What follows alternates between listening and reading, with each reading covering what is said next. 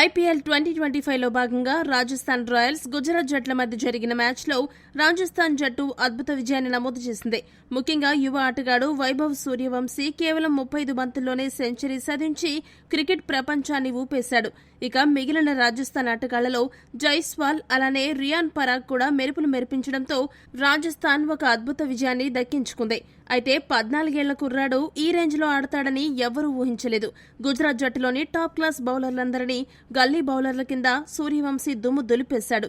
రషీద్ ఖాన్, సుందర్, సిరాజ్, ప్రసిద్ధ్ కృష్ణ, సాయి కిషోర్ ఇలా ఏ ఒక్క బౌలర్ కూడా సూర్యవంశీని ఆపలేకపోయారు. ఇదే క్రమంలో ఒక ఆసక్తికరమైన సంఘటన చోటు చేసుకుంది. సూర్యవంశీ అతి తక్కువ బంతుల్లోనే సెంచరీ చేసిన తర్వాత గుజరాత్ ఆటగాళ్లు కూడా దగ్గరకు వచ్చి అభినందించారు. స్టేడియం మొత్తం షేక్ అయిపోయింది. రాజస్థాన్ జట్టు పులకించిపోయింది. అయితే రాజస్థాన్ జట్టు హెడ్ కోచ్ రాహుల్ ద్రవిడ్ గురించి ఇక్కడ ప్రత్యేకంగా చెప్పుకోవాలి. సీజన్ ఆరంభం నుండి కూడా కాలి గాయం కారణంగా వీల్చైర్కే ద్రవిడ్ పరిమితమయ్యాడు. అలాంటి ద్రవిడ్ సూర్యవంశీ అసాధారణ బ్యాటింగ్ చూసి తన వీల్చైర్ నుండి పైకి లేచి చప్పట్లు కొట్టాడు. ఈ ఉదంతం చాలా మంది అభిమానులకు ఎమోషనల్ గా కనెక్ట్ అయింది.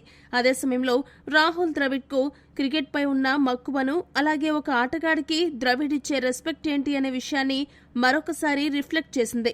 ప్రస్తుతం ఇందుకు సంబంధించిన వీడియోలు, ఫోటోలు సామాజిక మాధ్యమాల్లో వైరల్ అవుతున్నాయి. అభిమానులను ఎంతగానో ఆకర్షిస్తున్నాయి. ఈ వీడియో గనక మీకు నచ్చినట్టయితే లైక్, షేర్, కామెంట్ చేయండి. మరిన్ని స్పోర్ట్స్ అప్డేట్స్ కోసం మా ఛానల్ సబ్స్క్రైబ్ చేసుకోండి.